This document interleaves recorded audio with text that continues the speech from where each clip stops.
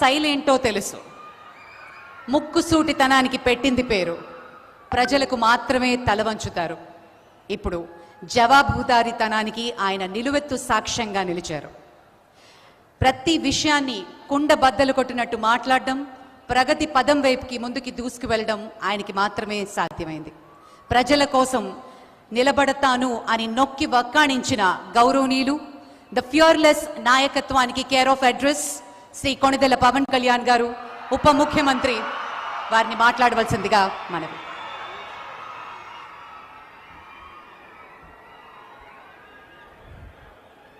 ముక్కుసూటితనం వల్ల మంచి జరిగితే పర్లేదు కానీ నా స్ట్రైట్ ఫార్వర్డ్నెస్ వల్ల,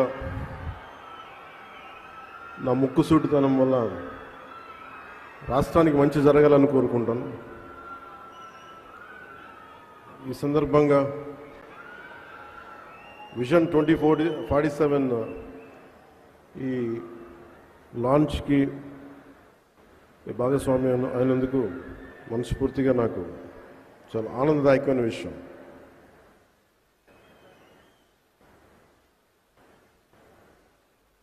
టీన్స్లో ఉన్నప్పుడు జీవితం పట్ల చాలా కళ్ళు ఉండే, చాలా నేర్చుకోవాలి, చాలా సాధించాలి అని రకరకాల సెల్ఫ్ హెల్ప్ బుక్స్ చదువుతున్నప్పుడు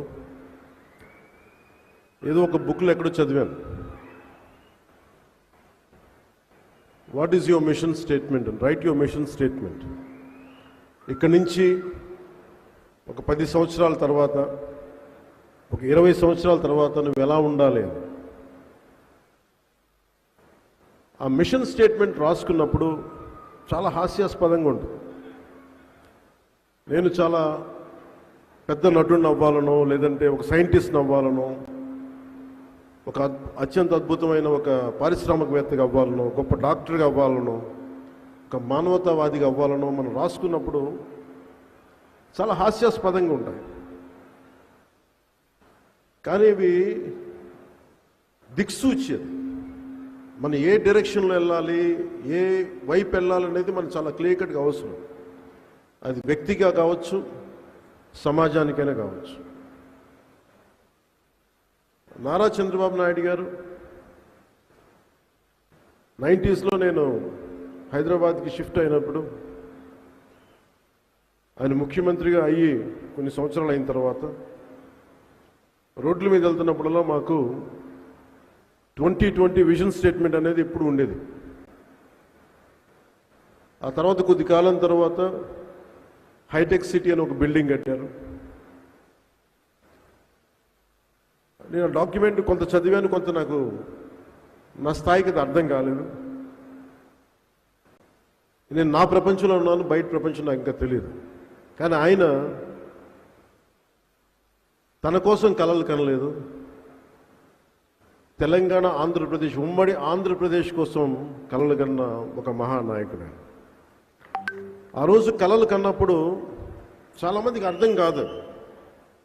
ఇక్కడున్న వ్యక్తుల్లో, చిన్నపిల్లల్లో కానీ ఎవరో ఒకళ్ళు ఒక 2047కి నేను ఇది అవుతానంటే ఈరోజు హాస్యాస్పదంగా ఉండొచ్చు. మనకి కాలానికి ముందుకెళ్ళి చూస్తే ఆ సాధించిన తర్వాత అప్పుడు ఈరోజు నీ మిషన్ స్టేట్మెంట్ విలువ అర్థమవుతుంది.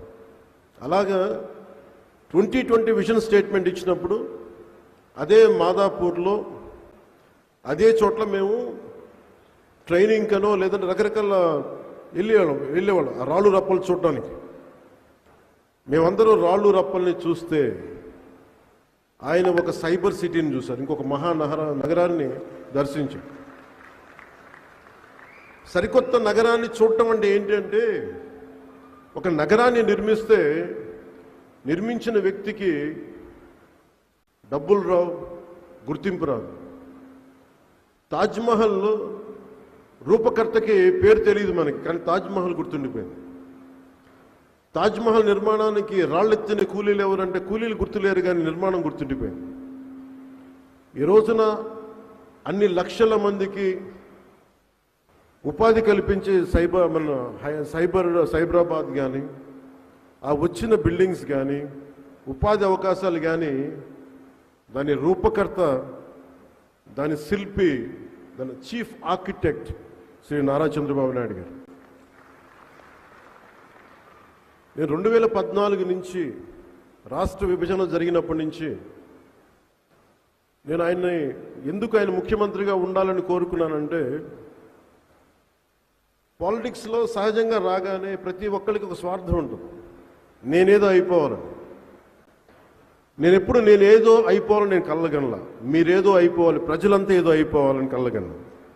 ఆ కలలకి సరైన సారథ్యం వహించే వ్యక్తి ఎవరు, ఆ దిశగా తీసుకెళ్లే వ్యక్తి ఎవరు, నాకు ఆయన తప్ప ఇంకెవరు కనిపించలేదు.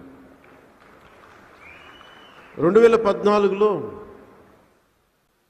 ఏ సీటు తీసుకోకుండా ఎందుకు సపోర్ట్ చేశానంటే, విభజించబడ్డ ఆంధ్రప్రదేశ్ అన్యాయం కాకూడదు, ఆయన అనుభవం కావాలి, ఆయన నాయకత్వం మనకు చాలా అవసరం.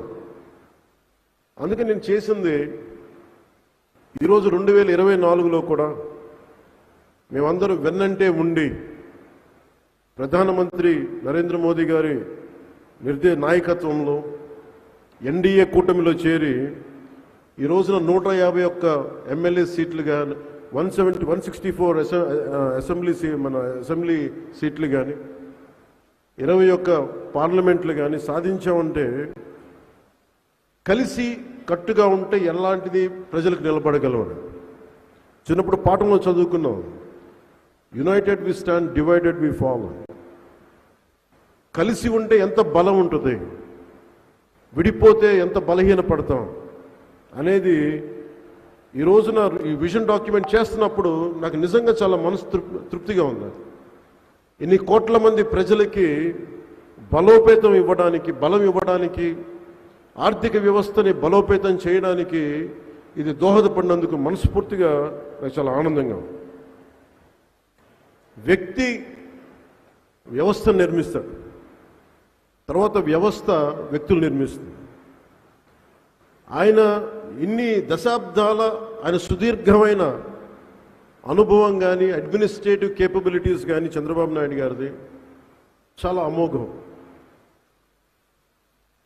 ఇందాక పయ్యావులు కేశవ గారు చెప్తా ఉంటే ఆయన నిద్రాహారాలు లేకుండా ఆయన పడే తపన చాలామందికి అనవసరం అనిపిస్తుంది. కానీ ఆయన పొద్దున్న లేచినప్పటి నుంచి సాయంత్రం వరకు, ఎందుకంటే నేను ఆయన విలువ ఎప్పుడు తెలుసుకున్నానంటే, మరింతగా నేను పార్టీ పెట్టి నేను నలిగిన తర్వాత నాకు ఆయన మీద అపారమైన గౌరవం పెరిగిపోయింది. ఎందుకంటే ఒక పార్టీ పెట్టడం ఆత్మహత్యా సదృశం. అనేక లక్షల మందిని ఒక ఏకతాటిపైన నడిపించడం, ఒక భావంపై నడిపించడం, తద్వారా ప్రజలకి మేలు చేయడం, వాళ్ళ అభివృద్ధి పై వైపు తీసుకెళ్లడం చాలా కష్టసాధ్యమైన విషయం. పదే ఆయన చెప్తా ఉంటాను. నా మంత్రివర్గ సభ్యులు కూడా నేను చెప్తాను లేదా చాలాసార్లు చెప్పలేదు, ఇప్పుడు చెప్పాలనిపిస్తాను. ప్రత్యేకించి నేను ఆయన తెలియజేస్తూ ఉంటాను, మీరు ఒక 4 దశాబ్దాల సుదీర్ఘమైన అనుభవం ఉన్న పార్టీని నడపాలి.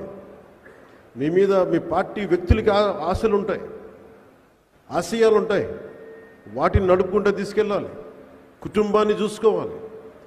తన కుటుంబం కాకుండా 5 కోట్ల మంది కుటుంబాలను చూసుకోవాలి. ఆయన వారికి తగ్గ అవసరాలను తీర్చాలి. మళ్ళీ శత్రువులు, ప్రత్యర్థులు ఆయన మీద దాడి చేస్తే అవి తట్టుకోవాలి. ఆయన అన్ని రకాలుగా ఇబ్బంది పెడతారు. ఇవన్నీ తట్టుకుంటా ఉన్న 24 గంటల సమయాన్ని నిరంతరం 5 కోట్ల మంది ప్రజలకి ఎలాగ దాన్ని ఉపయోగించాలని ఆలోచించే విధానం చూస్తే నిజంగా మనస్ఫూర్తిగా నాకు ఆయనకి హ్యాట్స్ ఆఫ్ పలకాలనిపిస్తుంది. ఈరోజు ఎంత కష్టం అంటే, నేను గత 2 రోజులుగా 12 గంటలు 14 గంటలు కూర్చున్నాను రివ్యూ మీటింగ్స్లో కూర్చున్నప్పుడు ఎంత ఓపిక కావాలి అంటే, leadership is all about decision making. ఎందుకు ఒకళ్ళు నాయకత్వం ఈ స్థాయి వ్యక్తి ఎందుకు ఉండాలి? Leadership is all about decision making. How well your decision is. ఒక నిర్ణయం తీసుకుంటే అది ఎంతమందికి మంచి చేస్తుంది, ఒక నిర్ణయం తీసుకుంటే ఎంతమందికి అది దోహదపడుతుంది అభివృద్ధికి. అలాంటి ఆయన తీసుకునే నిర్ణయాలు కాన్స్టెంట్ డెసిషన్ మేకింగ్. ఒక జనసేన పార్టీ ఒకసారి అలయన్స్లో ఉండే సమస్యల్ని ఆయన అర్థం చేసుకోవాలి, అడ్మినిస్ట్రేటివ్ ఇష్యూస్ అర్థం చేసుకోవాలి, డే టు డే ఇష్యూస్ అర్థం చేసుకోవాలి.